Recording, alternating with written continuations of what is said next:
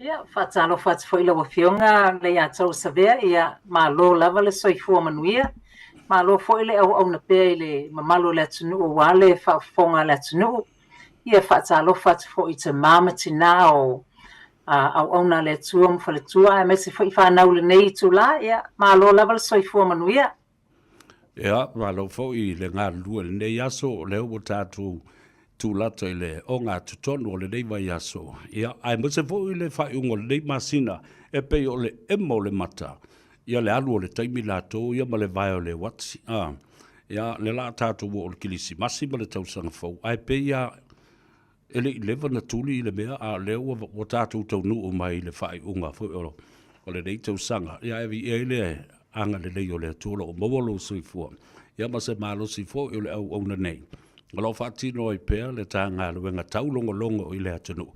Ia, nā mai le nā vai aso, ia manisi fo i lo whaafonga pē le tā Polkalame, ma lātou whesilingia, ia, ma watu fo i le telefoni he wala au atu ai, ma fsota i atu i alau fionga le whaltua. Ia, ma nei te lele whesili sa vea o ma nei fo last week fo ina seto lai le whale o nei sesi a inga, as also through le tato o le whalongolongo lava le tato Polkalame.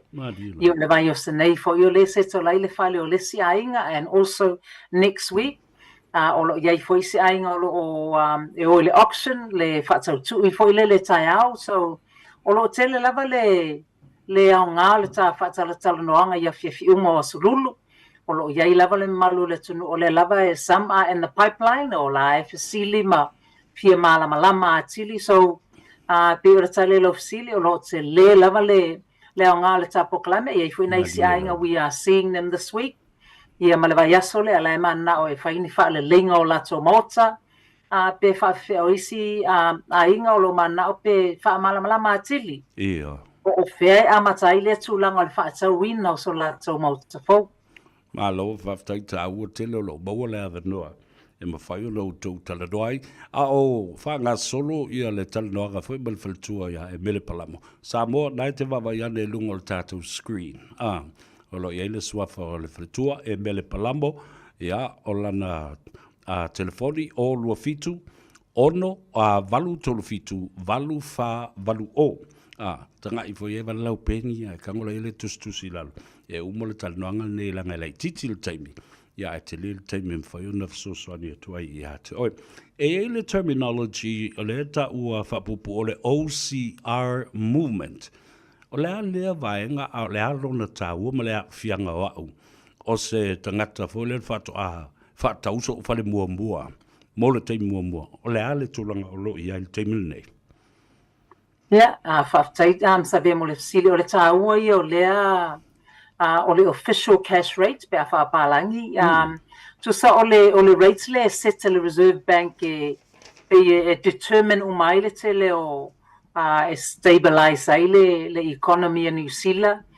So there's a lot of factors e take into account. Ai mo tātou le whaafonga anga le nea fiafi. O le vaenga tā ua lava le OCR le fatu atu fo ilalo le Reserve Bank nei na sa 2.5 is now sitting at 2.25. So sa le tāua le vaenga le alua ilunga le OCR. Ia olo na winga. Ia wa mata fo ina alu ilunga ia interest rate o tato mo kesi. Ai a wha pe o la so savings, new investments. Also alu ilunga le OCR ia olo na winga. Ia wa mana ia fo ia rates o lau o savings mo deposits. Ai on the other side, alu ilalo le OCR, which at the moment ole trend le from last year is trending downwards. Ia alu ilalo ia lona winga ia o pa ufo ilalo interest rates. Wata tongo fie mai le rates e borrow mai ia sato pe no mai ia sato tupe mai fale tupe or lending institutions.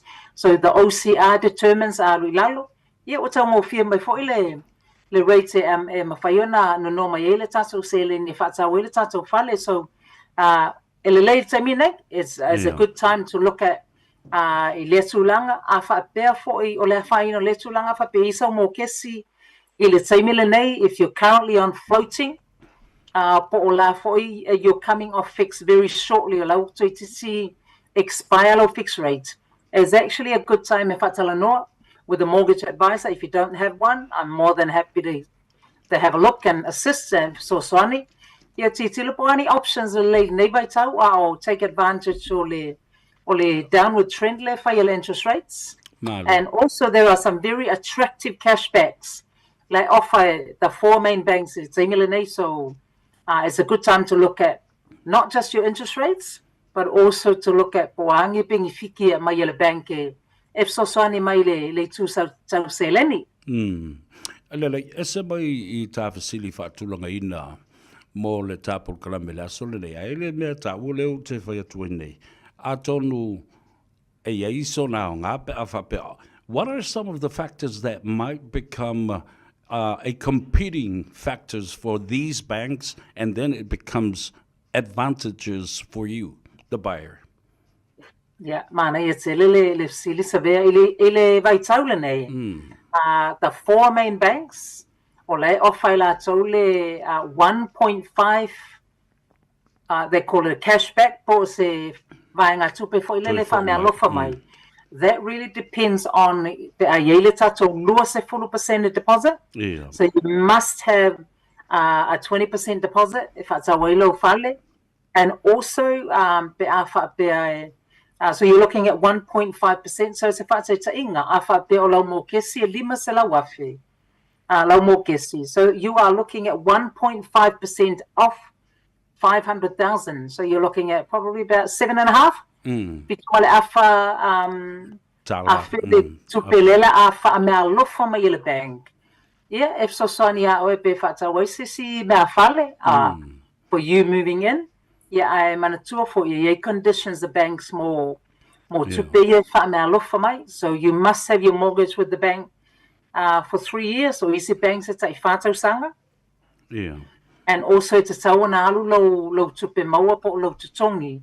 It's a tono le account le bank le ala au mai le cashback. So there's good benefits, and also they can compete on the interest rates. Right. So there are some benefits in relation to there's competitive rates on the makiki, and also le cashback le au mai. So if so swani atato. Malu whaftai ta ua tele wai iai teimi whapena I ona whai whaatau vanga ia patterns foi le a whale tupe. Ia ana I leo le teimi au ngā I mo le tangata le no mai ia le tupe. A o alisi tūlanga foi le e so o ai pe a whapea wa umaneo na whaia le tarusanga pre-approved mai lau loan. O alisi vanga te tau ona nofo tāpena iai. Yeah, ta ua foi o le fasili ona o isi teimi pe wa excited te le tātou wa maua mai le pre-approval. So o le mea tā ua lava, ia malama po le ale tātou limit le wa pre-approved mai. O lesi vaenga e tā ua tele lo na malama, have an idea po le ala repayments. It's so ona ye se te malama anga a whapea wha o ngā uma le tātou pre-approval, le au mai, o le ale tātou repayment na tutongi, o le vaenga le amata I tātou. So it's good to have an idea o le ale tātou repayment, o lesi tūlanga te tau na malama le o a conditions, po a fo ia inga, o le tātou approval lela au mai or it can be a little bit big, sometimes it's a little bit overwhelming. Ai mana ia lava le whaasala noa step by step, ia tātou malama o po a ia o na tuunga, lewa au mai le tātou pre-approval. Lea foi le umi le validate le tātou pre-approval. Yeah. O no isi e ono sfulu aso, o isi e iwa sfulu aso. Ia malama foi la, a whapea le I mauso fale, lela expire le tātou pre-approval. Ia, o lea foi le tūlanga ma whaia na whaia to extend dai le tātou pre-approval. So o mea umalawa whapea o ngā tele le iaia sina malama, iai se me fifsile ia mana ia lava le malama ai le I o I le si tūlanga. So it's also good to make sure, once you have your pre-approval, ia mana ia le awana iai nisi ai tā lafu po le nisi suinga le vale, ai le whaatawina lo fale, ona iai le rights le bank e to decline le tātou pre-approval. Right. If for some reason, ave le tātou application o lai clean uma me uma. Yeah. Ai o ele te me whaatau e le tātou fale, you've now shifted what was suilo lau financial position. So let's see, vaenga le taua tele. Make sure our financial position has not changed. A whape iei sona suinga I le vālea. E taua tele lo whatala noa mai, because I need to know. It's tau for you to disclose le I le whare tupe ina ia malamalama I tu uma, so the bank can rework. Yeah. Pe tu I lalo le tatou pre-approval, at least o lai malamalama uma tatou po watu langa ma ia inga ese o le tatou pre-approval. Lelei. O le ala le teimi e te taua I ona o whaamalia ina atoa la vai a inga ia wa tu mai nei a le pre-approval wa mua ai au mai le tupe a le o le ua e tapena lo su o le whale. O a whea te taua e whaamalia ina ia inga ia. Taua tele le fisili lea. A mau mai lola tatou pre-approval, a whape o iaini a inga e mawhai ona tatou vave na o na whaamalia ina. Well, le si tūlanga I mawhai ona whai mai le bank ia, au mai o payslipi, the most recent payslipi, po le si me wha mai au mai lo bank statement le misi, o au mai lo work contract. Kuso mea ia lai mawhai e tātou na sapalai le taimi lea. So if there are o iaini a inga e mawhai e tātou na whaamalia ina, aile ia o le taimi mawai le tātou property, I would recommend e vave o le vave lava na take care o isi conditions po ia inga ia. Ia o le po foi na o isi nga yo inga fai pe a o le taimi e whaatau i le tātou whale. So as soon as possible, wherever possible, ia conditions ia mawhai ona satisfy. I would highly recommend that we do it as soon as possible. Malu. Taua le whaamalama pe o le vaenga. Ia ma whaamanatu pe I le atudu le swafa o le whaletua Emele Palamo so soani ia te oe. Ia ma whautua fo I le tulanga o le nono mai o se tupe mai le whaletupe. Ia awala mo kesi le tā telefoni le daulo I lunga le tātu screen o lua fitu, valu tol fitu, valu wha, valu o. Ono mai leo le sili le mataupu lea. O lea le mea tupu, pēr whai o lea na ona au mai o le pre-approval, ai ewa ai loa I se whale, wa tau I eilo loto, o lea le mea o lea whai, o lea le si step. Wa mana o wha tau le whale lea. Yeah. Taua telefoi le fisili lea. What I usually recommend, especially for first home buyers, wai e le I malamalama te le la tau le wha ngayo inga o meo contracts, ma agreements. I usually would recommend le malu le tunu a wha pe iei se real estate agent e mawhaiona e whaatuatuaina, then I would say work with that real estate agent. O le alawa se whale te tilo iei, work with them, ia na amaile la tau le contract e mawhaiona whai sau offer. So o le mea tāua la vai le vālea, e mawhaiona whai sau offer within your pre-approval limit. Right. Yeah, I'm on a tour for you must. It's a taulava na inga ye lua. These are the two must have on your sale and purchase agreement. Po le melela aveila offer o le tulanga momoa. You must make it subject to finance. Right. Ona o leem e te tau le bank ona sign off le fale lea la whaatau uto. So it's aua tele to protect you from in case the bank te wa vatu le tato agreement o le bank of my bank o ele tariaina mātou le whale lea. But if you don't put a condition, then you will be in trouble with the bank. So it's aua tele, one condition, you must make it subject to finance. Right. Or lessee condition, you must make it subject to due diligence o le vaenga lea. E whai eile e ngalua eilo loia. So it's aua tele, ai le isainina so agreement o sau ofa lela ave. I will always recommend tala normal mo ila loia send the draft copy of the sale and purchase ila loia na mai lela to po ani ni ainga o ni tu unga te sauna tu unga lo agreement. So first of all, you can make an offer, but must make it subject to finance for the bank and also subject to due diligence mo lau loia. Malo, whaapte tele lava mo le whaamamra mai na fo I o lea vaenga. E eile mea ta o le unconditional date on the sale and purchase agreement. O le ala le mea le ta o le unconditional date. Ia po se teimi fo lea le whaatua o ia e whai eile malilienga o le whaatawina o le whale lea. Ia, tā ua fo i o le vaenga ona e tele lava le pe e numi isi taimi. A sila i le ofa i le sale and purchase agreement le la awhai e lau ofa e ave i o e alu le agent e present i le owner o le fale le te mana o e whaatau. E iai le, there's a finance date and an unconditional date o le winga o le aso lea. O le aso lea tauano o te iwa whaamalia i na malava ni rai e inga le i lunga o lau agreement. So lona whaataita inga a whapea o leitu o le finance. O le most common number of days is 10 working days. Right. So mai le aso le sai ni ai lau sale and purchase agreement. If it's 1st of November, they usually give you 10 working days. E mawhaina e tala no i lau agent. Pea whapea te mana o e wha umile from 10 working days to maybe 15 working days. Yeah, ole a whapea la le aso mo November, and the finance date and the unconditional date is 10 working days. It's a taulau no o tu le aso se fulu lea working days mai le aso mo November. Ua mawhaia na whaamalia ina malava ia tūlanga mai le bank, o ia inga malava lau approval from the bank. Ua umawhaia na whaamalia ina malava nisi tūlanga lea na lapatai me iei lau ia. So o alava ia inga lena tu ilunga o lau ofa lena ave I o le owner through your agent. O le unconditional date is the date e te tauano a te ua whaamalia ina malava ia tūlanga. O le asa fo I lea. E pei e loa leo lau deposit le tu ilunga o lau agreement.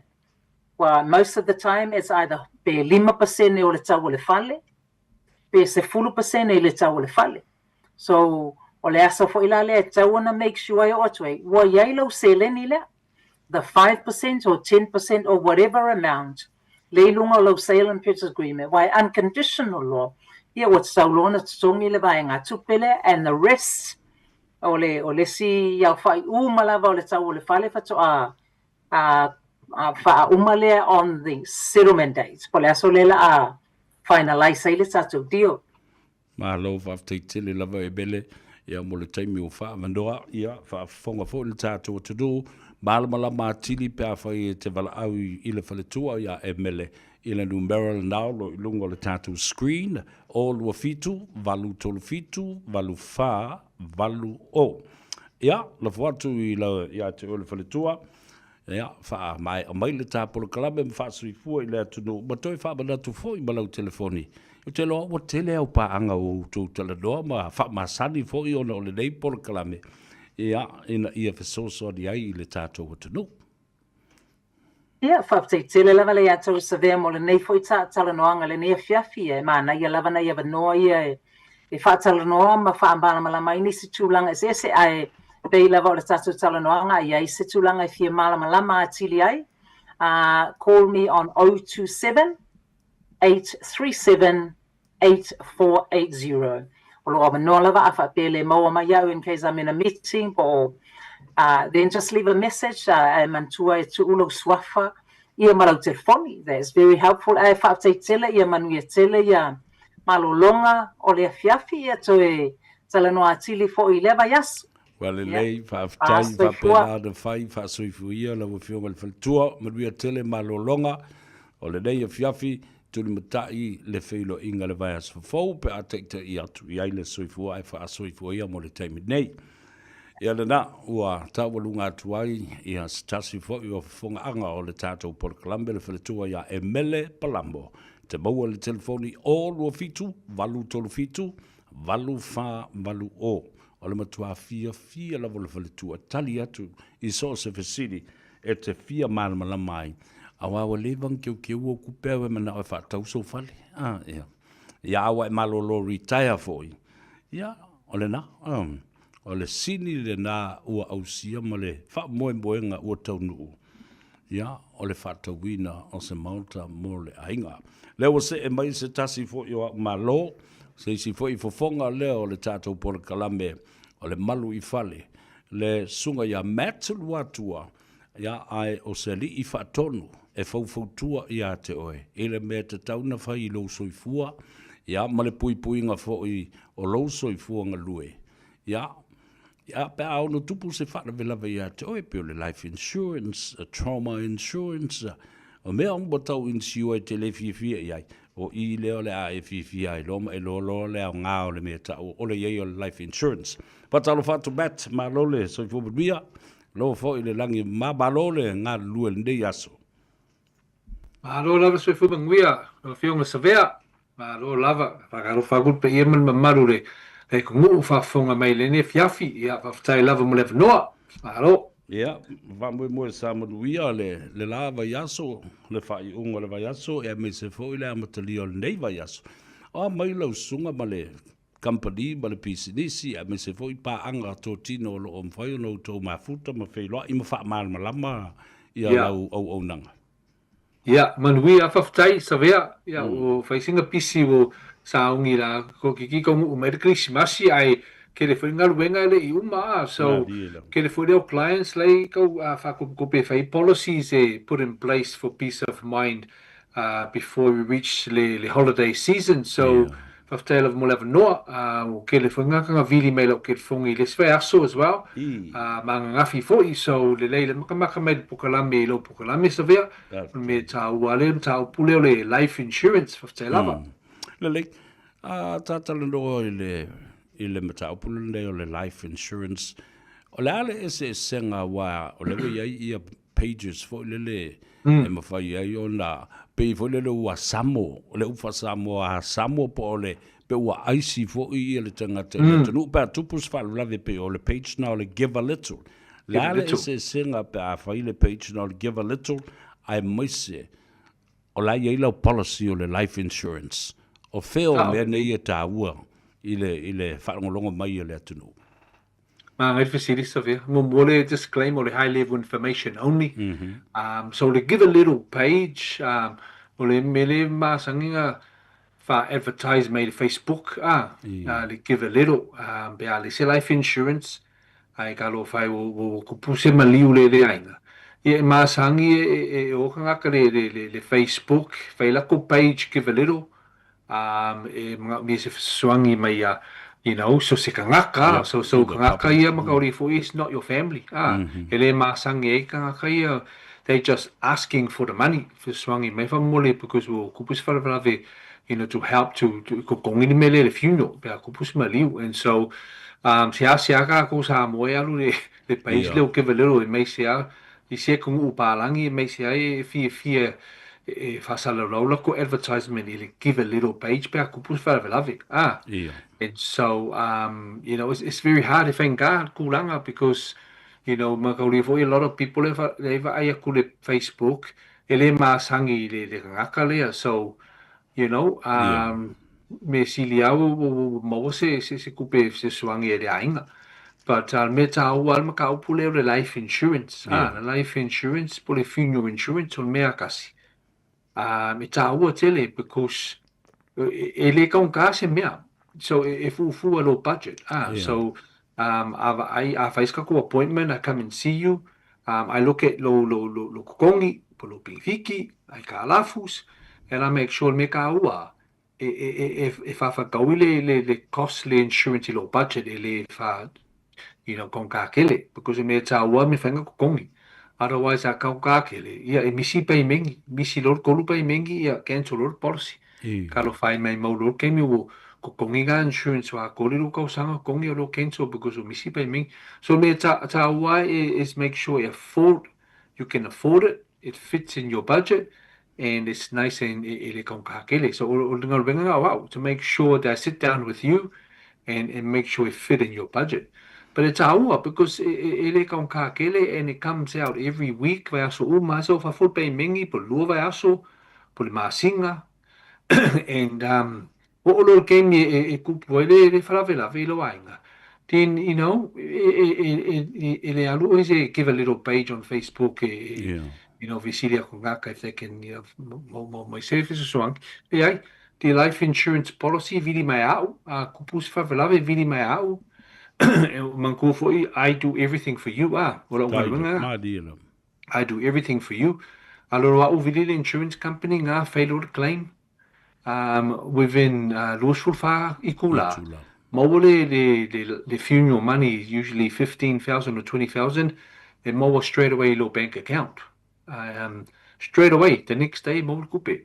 The rest of the money, if I sing a whakali for a few weeks until the funeral's finished, then it pays out. And so let's say senganga, ole give it a little page is venka. It's very hard, very hard. E silianga face life insurance. I awole whakali ke ole over le fikusur sanga ia too late. E ole me tawa e whaile life insurance early ele makua kele oe. Because otherwise if venka kele pia over fikusur sanga. And so that's the difference. They say singanga with the give a little page on me tawa life insurance. Madina. Olona wingal give a little page. Ya wana o se mea volele aile mauti noa ele o se mea mautu. Pero for my tangata pele ai, because people will probably give because of, you know, emotions and malevava yolofa. Ole life insurance le ole mea moni male mea mauti noa e tupu. Sa ole. Fale le tulanga o le Kiwi Saver versus life insurance. Pe a whai o tupu mai se whalawe o no o mai le oti i le tangata ale la mana o lai whai le claim. Yes, e fasili. Kiwi Saver o le retirement savings. So le Kiwi Saver se i longa o le kausanga o le ongo sulima kausanga. E mawhainga kolo o mai le kupe fo i pe ali kaya oe. Ai ku sapa le di kaya, isi ka ngaka le whangaluenga o le fiku suru lima. Ai a o le ongo suru lima kausanga, e mawhainga kolo o le Kiwi Saver, o le kura whangonga le government ngu sila for le Kiwi Saver. Pa a kupulo se whanawelawe a oe, ai a maliu whafosei. Then o le Kiwi Saver fo i e mawhainga kolo for pay as a life insurance. E mawhainga fo i kolo for pe a kupus whanawelawe. Pa wan mero Kiwi Saver e whaisinga uming whakali. Lese life insurance, ai ngale Kiwi Saver, ia e whaising whenka, because i sia ingale a kole ongo masinga le whakari ar kupe. O le Kiwi Saver e lese me whengu fie ma whenga kolo. E kele forms e fill out i le bank. Au me si le life insurance, e vave.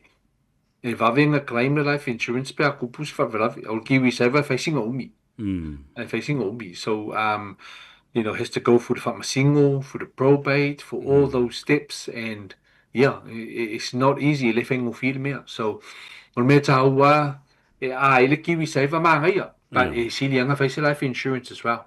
Life insurance e taua e vave akul pe al pe akupu se mali. Malo, aftai. Le numeral na sunga matelo lungo le tatou screen, all wa fitu, valu toluiva, tasi fitu, tasi fa. Wala au iai, o le teimile nei, e tau le tātou whaonga ina i a alo matama whanau o Samoa, o lo patino o lātou wanga waa, ma lo lātou to mai, e mana malama i mata upu nei. Tātala landoa i le vaenga leo le, what is the main trauma insurance claims? Wa tātala lo so o le mele trauma insurance. Le ala tā u o le mele pe a whai, wa le ai nisi policies e te anga waa iai. Sa o le mana le fasili. O le trauma insurance, o le mai ki ngā inga, o le mai tū mau. E spei au le life insurance, pa o le mankufu le life insurance e longa e liu. O le trauma insurance, e fast fulu kolu koe ngā mai ku mau. O le number one mai o le cancer. O le mai le kupu le spread le kungu, so se kungu a. Mai se ame ai, processed food, ula, vape, e kele me mafua me le cancer. So le cancer o le number one claim lea i kungu ngai. So trauma e cover cancer. So se cancer e lo kingo. E makauri foi kele ko inga cancer, e le whapenga de kasi. Cancer i whai ai, mangava, bowel cancer, prostate, so se cancer. Moa le mai le alai soi fua oe. Ia ele ko kongi se melo life insurance. Se longa e maliu. Au le trauma insurance, lai soi fua oe ai lai ki ngā inga oe ke mingai. E peu mai e basalo e a kore kausanga le ele mawhangi fo i whangaruenga. O le trauma ta ua it pays out straight away. E vavile kukongi. So, whai e valuse fulu a whelo kukongi le kausanga. Ia e silinga whai le trauma insurance fo valus fulu afe. Ai mga bia oe tapolo kukongi o le se lau ongus fulu afe e kawa i luka o sanga i lukongi. Ia, se ilonga e vanga ngā e mawhainga fōringa oe. Because like I said before, le au ngā Fale insurance e kaun kākele. O le trauma insurance cover fo I mai whaku. Ia. Kupu se heart attack, skari maopa fi mai whaku, ia, maul kupe. Alai soi fu hao e. Ia, ai makori e fo I ule mawhengai fo I whangarenga ko leo nguma singare offer, kere o wōma o clients, le kupu me le ala ko. Ia, ko le valu ma singa le mawhenga fo I ngarenga, le mai whaku, heart attack. O le third one, o le stroke. Le stroke le mai siaka ko sa moe mo le mele stroke le fai ai. Paralyzed poloka la le mawhenga ngai yoi. Mau lo stroke cover fo e fa suru ko ngā mai. Ke le mai kawaso, moku lima, paralyzed, AIDS, HIV. It's very taua because ke le kangaka I laulangi e maua ko ngā mai e ailengi trauma insurance. Le se trauma insurance e mawhenga fisa swangi ai a kupu se mea le mawhenga I whangaruenga ia bawan mea e alu ai o le wins. E alu I vili le wins e maus ping fiki. E ngā le rose rau ka la alvai aso. Ai maa ngai for the trauma insurance a kaulia. Vanga ngā e kaulia. Because I sika ngaka vili mai a o ngā le life insurance a kaulia. Ngai e fuafua pia a kele fo I o ngase. E le kaulia le insurance company ngā le life insurance a kalo sia e kaulia. Ai a kaulengi o mai ngase ia. Maa ngai a pia whaere trauma. Maa ngai. Malu. Ma ta ua tele le trauma. E re va me ngā o drama me ara wari I e trauma. Le se trauma ma o le drama. Ia le nā malo le sunga Matt lua tua ma I folan telefoni le nā e wha malmala matili ai ma tala I tua le mata upu a walo si le fia. Valu, o lua fitu valu tolu iwa. Tasi fitu, tasi wha. Ina o mai lea I le tafsiri muli lea. Le ale benefiti o le wha o ngā ina. O lau au nanga, o your services, po le nai lo le alu o le tangata la tau ia suela na parosi, ma alu fesiri ngia le fale tupe, I ponis foi company. So what's the most important thing of using your services rendered to our people? O fesiri le masangi fesiri mai, ia o clients ia upe a makamaka lo ko la me vili mai. Si client fesiri mai le sia sola ko fale, e mawhenga trustinga wa, whawhenga I loa e trustinga e ku fa pela ko o se kuruku because ngala kulisi kangaka le bank Fale insurance ai ke iawo ko kongi mea I le se cover because wo le fully disclose le mai ngase me ngama o fa makalai as long as you kala mo I o kali ke mi Fale application e kauria claim au le benefit of using the service o au free low service o ole ko kongi le charging se me pe o lo ia charge o ole ai e free low service malisi me foi o Samoa foi ia o e fai ngofinga silifia o pe ka kala ia o because a lu le bank e nga palang ia me kia mas henga e kala ngo ia o ai le fa makala le lei mangingo akulu me le policy ia o e malama ia o so it's hard for you to understand malisi me foi o la insurance companies e lima insurance companies e whaonga au. Ai alu o le ASP Bank, na le kasia, o le ai. Alu o le ANZ Bank o le Chubb, le whaonga le Chubb Insurance. Alu le Westpac o Fidelity, alu le BNZ Bank o Partners Life, na le kasia o le whaonga o makamanga. 5 insurance companies e whaonga au. So le kaulia o e lo life insurance, le insurance company lea. E alu o try lisi company, pe lisi company. Whapenga e le leia e tā ua o service because e le whapenga le kasi kampangi e whaunga. But me tā ua o le free service, I can help you with everything, claim everything if it's swang out. If I that's my service to you. Ai le charging us e mea. So, me ngā tā ua e kalo whai ke le kako ka ngakai customers, clients e vili mai a le sika ka lainga vili mai le si aso. Ngā whanonglong mai ka pukalame. Savea. Vili mai au mga whaela ko policy a Westpac. Nga mga mi e lakua e whaso ka I swangi ai. Ai ngā whamakala I ke whunga ele ma whai. Because wa ule I whai le policy nga. Nga whai o le bank. So ka ngā o vili le bank, kasi ale kali le bank a ule ai, you're not the advisor on here. ele mawhainga ka usi me ha, see? E. So I can help them, you know, Whaftai. with alwe whaini me but silianga nga whaise cover under my service. I can do everything. Me tauanga. So, yeah, and me sili ai, as long as they got cover. Yeah. Because o isi ka ngaka sili mai oh, Matt.